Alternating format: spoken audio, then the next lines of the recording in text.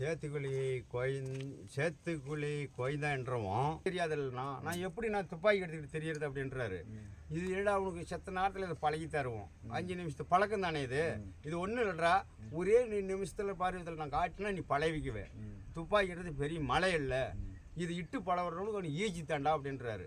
அப்போ எடுத்து காட்டுறாரு துப்பாக்கியை, வர்றா இப்படி பிடிக்கணும், இந்த துப்பாக்கியை இப்படி இடணும் அப்படின்றாரு.